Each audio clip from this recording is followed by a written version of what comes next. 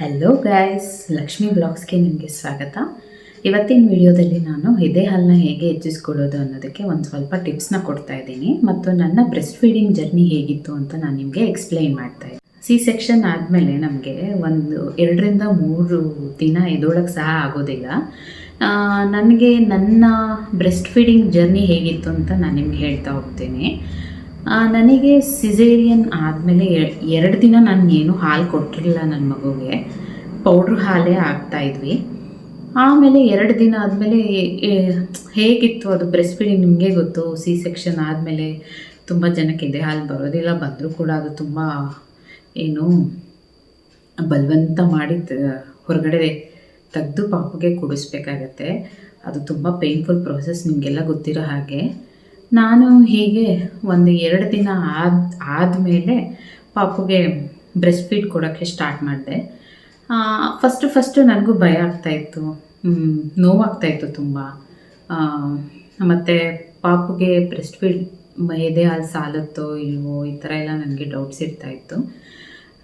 ಹೋಗ್ತಾ ಏನಾಯಿತು, ಡೆಲಿವರಿ ಆದಮೇಲೆ ನನಗೆ 2 ದಿನ ನನಗೆ ಹಾಲು ಕೊಡೋದಕ್ಕಾಗಲಿಲ್ಲ. 3ನೇ ದಿನ ನಾವು ಆಸ್ಪತ್ರೆಯಿಂದ ಡಿಸ್ಚಾರ್ಜ್ ಆಗಿ ಮನೆಗೆ ಬಂದ್ವಿ. ಅದಾದಮೇಲೆ ನನಗೆ ಎದೊಳಗೆ ಸಹ ಆಗ್ತಾ ಇರಲಿಲ್ಲ. ಆಮೇಲೆ ಎದ್ದು ಅದರಲ್ಲೂ ನಾನು ಟ್ರೈ ಮಾಡಿದೆ, ಬಟ್ ಆಗ್ತಾ ಇರಲಿಲ್ಲ ನನಗೆ. ಅದಾದಮೇಲೆ ನಾನು ಕೆಲವೊಂದು ಟಿಪ್ಸ್ನ ತೊಗೊಂಡೆ ಕೆಲವರ ಹತ್ರ. ಸೊ ಫಸ್ಟು ನಾವು ಏನು ಮಾಡಬೇಕು ಎದೆ ಹಾಲು ಹೆಚ್ಚಿಸೋಕೆ ಅಂದರೆ, ಬೇಬಿಗೆ ಲ್ಯಾಚ್ ಮಾಡಿಸೋಕೆ ಶುರು ಮಾಡಬೇಕು. ಕೆಲವ್ರು ಮಾಡ್ತಾರೆ ಪಂಪು ಮಾಡಿ ಕುಡಿಸೋದು. ಪಂಪು ಮಾಡಿ ಎಲ್ಲ ಕುಡಿಸಿದ್ರೆ ಬರುತ್ತೆ, ಆ ಕ್ಷಣಕ್ಕೆ ಬರುತ್ತೆ, ಮತ್ತು ಎದೆ ಹಾಲು ಹೆಚ್ಚೋದಿಲ್ಲ. ಪಂಪ್ ಮಾಡೋಕ್ಕೆ ಹೋಗಬಾರ್ದು. ನಾನು ಕೂಡ ಪೇಯ್ನ್ ಆಗುತ್ತೆ ಅಂತ ಫಸ್ಟ್ ಏನು ಮಾಡ್ತಾಯಿದ್ದೆ, ಎದೊಳಕ್ಕಾಗಲ್ಲ, ತುಂಬ ಸೊಂಟ ನೋವು ಅಂತ ಇನಿಷಿಯಲ್ ಡೇಸಲ್ಲಿ ಒಂದು 7-8 ದಿನ ಪಂಪ್ ಮಾಡಿ ಕುಡಿಸ್ತಾ ಇದ್ದೆ. ಆಮೇಲೆ ಡಾಕ್ಟ್ರು ಬೈದರು, ಈ ಥರ ಎಲ್ಲ ಪಂಪ್ ಮಾಡಿ ಕುಡಿಸ್ಬಾರ್ದು, ಎದೆ ಹಾಲು ಹೆಚ್ಚೋದಿಲ್ಲ ಅಂತ. ಅದಾದಮೇಲೆ ನಾನು ಕುಡ್ಸೋಕ್ಕೆ ಶುರು ಮಾಡಿದೆ. ಫಸ್ಟು ಬೇಬಿ ತೊಗೊಳೋದಕ್ಕೆ ಅಳ್ತಾ ಇದ್ದ ತುಂಬ, ಲ್ಯಾಚೇ ಮಾಡ್ತಾ ಇರಲಿಲ್ಲ. ಸೊ ಅದಕ್ಕೂ ಒಂದು ಸ್ವಲ್ಪ ದಿನ ನನಗೆ ನೋವು ತಳಮಳ ಎಲ್ಲ ಆಯಿತು. ಕೆಲವೊಬ್ರಿಗೆ ಆಗಿರುತ್ತೆ ಈ ಅನುಭವ ಅಂತ ಅನ್ಕೋತೀನಿ.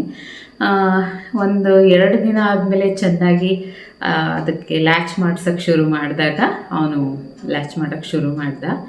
ಆಮೇಲೆ ಕೆಲವರು ಹೇಳ್ತಾರೆ, ಬಾಣಂತನದ ಟೈಮಲ್ಲಿ ಅದು ತಿನ್ನಬಾರ್ದು, ಇದು ತಿನ್ನಬಾರ್ದು, ಅದು ತಿಂದರೆ ಹಾಗಾಗುತ್ತೆ, ಇದು ತಿಂದರೆ ಹೀಗಾಗತ್ತೆ ಅಂತ. ಗಂಡು ಮಗು ಅಂತ ಒಂದೇ ಕಾರಣಕ್ಕೆ ನಾನು 1 ತಿಂಗಳು ಪಥ್ಯ ಮಾಡಿದೆ, 2 ತಿಂಗಳು ಪಥ್ಯ ಮಾಡಿದೆ. 3ನೇ ತಿಂಗಳಿಂದ ನಾನು ನಾರ್ಮಲಾಗಿ ಎಲ್ಲ ಫುಡ್ಸ್ ತಿನ್ನೋದಕ್ಕೆ ಶುರು ಮಾಡಿದೆ. ಸೊ ನೀವೇನು ಮಾಡಬೇಕು, ಎಲ್ಲ ಥರ ಫುಡ್ಸನ್ನು ತಿನ್ನಬೇಕು. ಸೊ ಹಳೆ ಕಾಲದವ್ರು ಹೇಳ್ತಾರೆ, ಅದು ತಿನ್ನಬೇಡಿ, ಇದು ತಿನ್ನಬೇಡಿ, ಅದು ತಿಂದರೆ ಇದಾಗುತ್ತೆ, ಇದು ತಿಂದರೆ ಇದಾಗುತ್ತೆ. ಅದೆಲ್ಲ ಇಲ್ಲ. ನಮ್ಮ ಮಕ್ಕಳಿಗೆ ಎದೆ ಹಾಲಲ್ಲಿ ಎಲ್ಲ ಥರ ಪ್ರೋಟೀನ್ಸು, ವಿಟಮಿನ್ಸ್ ಹೋಗಬೇಕಂದ್ರೆ ನಾವು ಎಲ್ಲ ರೀತಿ ತರಕಾರಿ, ಹಣ್ಣು ಪ್ರತಿಯೊಂದು ಎಲ್ಲ ತಿನ್ನಬೇಕು. ಏನೂ ಸಹ ಆಗೋದಿಲ್ಲ. ನಾನು ಪ್ರತಿಯೊಂದು ತೊಗೊಂಡು ನೋಡಿದ್ದೀನಿ, ಪಾಪುಗೆ ಏನಾದರೂ ಎಫೆಕ್ಟ್ ಆಗುತ್ತಾ ಇಲ್ವಾ ಅಂತ. ನನ್ನ ಪಾಪು ಎಲ್ಲನೂ ಒಪ್ಕೋತಾ ಇತ್ತು. ನೀವು ಸಹ ತಿಂದು ನೋಡಿ, ನಿಮ್ಮ ಪಾಪು ಓಕೆ ಆಗಿರುತ್ತಾ ತಿಂದರೆ? ಓಕೆ ತಗೊಳ್ಳಿ. ಸೊ ನಾನು ಎಲ್ಲ ರೀತಿ ಫುಡ್ಸ್ ತಿಂತಾಯಿದ್ದೆ. ರೈಟ್ ಆಫ್ಟರ್ 3rd ಮಂತ್ 2 ತಿಂಗಳು ನಾನು ಪಥ್ಯ ಮಾಡಿದ್ದು. 2 ತಿಂಗಳಾದಮೇಲೆ 3ನೇ ತಿಂಗಳಿಂದ ನಾನು ಎಲ್ಲ ಫುಡ್ಸು ತೊಗೋತಾ ಬಂದೆ. ಚೆನ್ನಾಗಿ 3 ಟೈಮ್ ಹಾಲು ಕುಡಿತಾ ಇದ್ದೆ, ಒಳ್ಳೊಳ್ಳೆ ಫುಡ್ಡು ತಿಂತಾಯಿದ್ದೆ, ತರಕಾರಿ, ವೆಜಿಟೇಬಲ್ಸು, ಫ್ರೂಟ್ಸು ಎಲ್ಲ ರೀತಿಯೂ ನಾನು ಚೆನ್ನಾಗಿ ತಿಂತಾಯಿದ್ದೀನಿ. ಸೊ ಆ ರೀತಿಯಾಗಿ ಮಾಡ್ತಾ ಇರೋದ್ರಿಂದ ಬೇಬಿನೂ ಲ್ಯಾಚ್ ಮಾಡ್ತಾಯಿದೆ ಚೆನ್ನಾಗಿ. ಅದಕ್ಕೆ ಎದೆ ಹಾಲು ಕೂಡ ಸಾಕಾಗ್ತಾಯಿದೆ. ಎಲ್ಲ ರೀತಿ ನೀವು ಸಹ ತಿನ್ನಿ, ಏನಾಗೋದಿಲ್ಲ. ಯಾಕಂದರೆ ಹಳೆ ಕಾಲದಲ್ಲೆಲ್ಲ ತುಂಬ ಪ್ಯೂರಾಗಿ ಎಲ್ಲನೂ ಸಿಗ್ತಾಯಿತ್ತು. ಅಡಲ್ಟ್ರೇಷನ್ ಅನ್ನೋದು ಇರ್ತಾ ಇರಲಿಲ್ಲ, ಅದರಲ್ಲೂ ಕಲಬೆರಕೆ ಅನ್ನೋದೇ ಇರ್ತಾ ಇರಲಿಲ್ಲ. ಸೊ ಈಗಿನ ಕಾಲದಲ್ಲಿ ನೀವು ನೋಡಿದ್ದೀರಾ, ಪ್ರತಿಯೊಂದು ಆಹಾರದಲ್ಲೂ ಎಲ್ಲ ರೀತಿ ಅದು ಇದು ಮಿಕ್ಸೇ ಆಗಿರುತ್ತೆ. ನಮ್ಮ ಆರೋಗ್ಯಕ್ಕೂ ಸಹ ಅಷ್ಟು ಒಳ್ಳೆಯದಲ್ಲ. ಸೊ ಅದರಲ್ಲೂ ನಾವು ಚೂಸಿಯಾಗಿ ಫುಡ್ಸ್ನ ಏನೇನು ತಿಂತೀವಿ, ಮೀನ್ಸ್ ವೆಜಿಟೇಬಲ್ಸ್, ಫ್ರೂಟ್ಸ್, ಸೊ ಈ ಥರ ಎಲ್ಲ ಚೆನ್ನಾಗಿ ತಿನ್ನಿ, ಏನಾಗೋದಿಲ್ಲ. ಸೊ ನಿಮಗೆ ಆ ಎದೆ ಹಾಲಲ್ಲಿ ಮಗುಗೆ ಎಲ್ಲ ರೀತಿ ಹೋಗುತ್ತೆ. ಸೊ ಈ ರೀತಿ ಮಾಡೋದ್ರಿಂದ ನಿಮ್ಮ ಎದೆ ಹಾಲು ಕೂಡ ಚೆನ್ನಾಗಾಗುತ್ತೆ. ಮತ್ತು ಯಾವುದೇ ರೀತಿ ಚಿಂತೆ ಸಹ ಮಾಡಬಾರ್ದು. ನೀವು ಮೆಂಟಲಿ ವೀಕ್ ಆಯಿತು ಅಂದರೆ ಎದೆ ಹಾಲಿಗೆ ಎಫೆಕ್ಟ್ ಆಗುತ್ತೆ. ಸೊ ಯಾವುದೇ ರೀತಿ ಚಿಂತೆ ಮಾಡಬೇಡಿ, ಆರಾಮಾಗಿರಿ, ಮಗು ಜೊತೆ ನಗ್ನಗ್ತಾ ಇರಿ, ಚೆನ್ನಾಗಿ ಊಟ ಮಾಡಿ, ಚೆನ್ನಾಗಿ ಹಾಲು ಕುಡೀರಿ.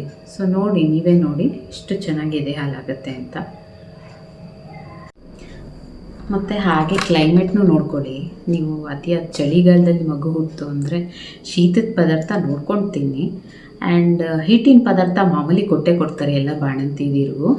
ಕೆಲವೊಬ್ಬರಿಗೆ ಈಗ ಫಾರ್ ಎಕ್ಸಾಂಪಲ್ ನಾನು ಹೀಟಿನ ಪದಾರ್ಥ ನನಗೆ ಆಗೋದಿಲ್ಲ, ಯಾಕಂದರೆ ನನ್ನ ಬಾಡಿನೇ ಫುಲ್ಲು ಹೀಟು. ಸ್ವಲ್ಪ ಹೀಟಿನ ಪದಾರ್ಥ ತಿಂತು ಅಂದರೆ ನನಗೆ ಅಡ್ವರ್ಸ್ ಎಫೆಕ್ಟ್ ಕಾಣಿಸ್ಕೊಳ್ಳುತ್ತೆ ಹಿಂದೆಯೇ. ನೋಡಿಕೊಂಡು ಕ್ಲೈಮೇಟ್ ನೋಡಿಕೊಂಡು ನೀವು ಫುಡ್ಸ್ನ ಟ್ರೈ ಮಾಡಿ. ಮತ್ತು ಎಲ್ಲ ರೀತಿಯೂ ತೊಗೊಳ್ಳಿ. ಸ್ವಲ್ಪ ಶೀತದ ಪದಾರ್ಥ, ತುಂಬ ಶೀತದ್ದು ಅವಾಯ್ಡ್ ಮಾಡಿ. ಬಟ್ ನಾನು ಎಲ್ಲ ರೀತಿ ತಿಂದಿದ್ದೀನಿ. ರೈಟ್ ನಾವು ಫ್ರಮ್ 3rd ಮಂತ್ ಎಲ್ಲ ನಾನು ತಿಂದಿದ್ದೀನಿ. ಸೊ ಈ ರೀತಿ ಮಾಡಿ. ಮತ್ತು ನಿಮಗೆ ಕೆಲವೊಂದು ಟಿಪ್ಸ್ ಗೊತ್ತಲ್ವಾ, ಬೆಳ್ಳುಳ್ಳಿ ತಿನ್ನಿ ಇದರಲ್ಲಿ ತುಪ್ಪದಲ್ಲಿ ಹುರ್ಕೊಂಡು. ಹೀಟಿನ ಪದಾರ್ಥ ನೀವೇನೇ ತಿಂದರೂ ಎದೆ ಹಾಲು ಜಾಸ್ತಿನೇ ಆಗುತ್ತೆ. ಅದೇ ನಿಮ್ಮ ಮೆಂಟಲ್ ಹೆಲ್ತ್ ಚೆನ್ನಾಗಿರಬೇಕು ಮತ್ತು ಎಲ್ಲ ರೀತಿ ಫುಡ್ಸ್ನ ನೀವು ತೊಗೋಬೇಕು. ಪಾಪನೂ ಸಹ ಚೆನ್ನಾಗಿ ವೆಯ್ಟ್ ಗೇನ್ ಆಗುತ್ತೆ. ಮತ್ತು ಇನ್ನೊಂದು ಕೆಲವರಿಗೆ ಡೌಟ್ಸ್ ಇರುತ್ತೆ, ಪಾಪಗೆ ಎದೆ ಹಾಲು ಸಾಲುತ್ತೋ ಇಲ್ವೋ ಅಂತ.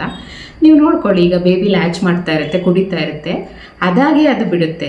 ಅದಾಗೆ ಅದು ಬಿಟ್ಟಾಗ ಅರ್ಥ ಮಾಡ್ಕೊಳ್ಳಿ ಅದಕ್ಕೆ ಹೊಟ್ಟೆ ತುಂಬಿದೆ. ಮತ್ತು ಹಠ ಮಾಡಲ್ಲ, ಆರಾಮಾಗಿ ಮಲ್ಕೊಳ್ಳುತ್ತೆ ಫೀಡ್ ಮಾಡಿಕೊಂಡು. ಅಂದರೆ ಅದಕ್ಕೆ ಹೊಟ್ಟೆ ತುಂಬಿದೆ, ಸಾಕಷ್ಟು ಎದೆ ಹಾಲು ಸಾಕಾಗ್ತಾ ಇದೆ ಅಂತ.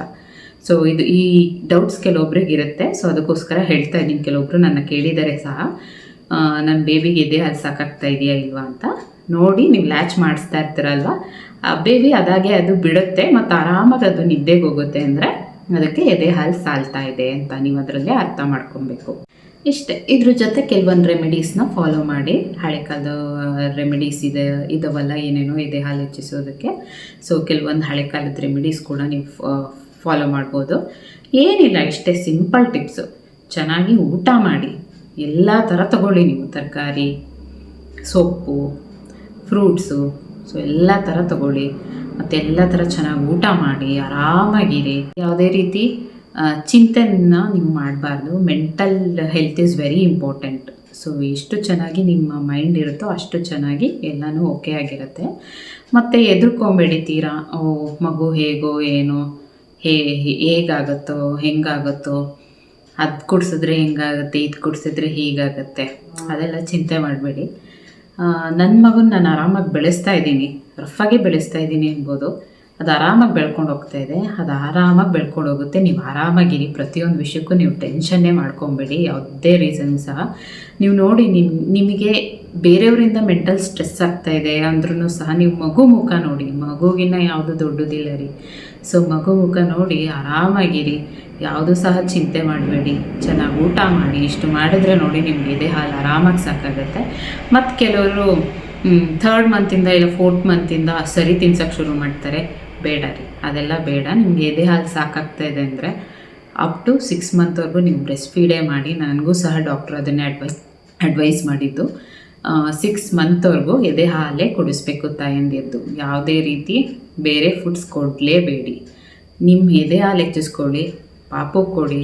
ಸರಿ, ಯಾವುದೇ ರೀತಿ ಸರಿನ ಕೊಡಲೇಬೇಡಿ. ನನ್ನ ಪಾಪುಗೆ ಸಹ ನಾನು ಯಾವುದೇ ರೀತಿ ಸರಿನ ಕೊಡ್ತಾ ಇಲ್ಲ. ಆರಾಮಾಗಿ ಅದು ಬೆಳ್ಕೊಂಡು ಹೋಗ್ತಾಯಿದೆ, ವೆಯ್ಟ್ ಗೇನ್ ಸಹ ಆಗಿದೆ.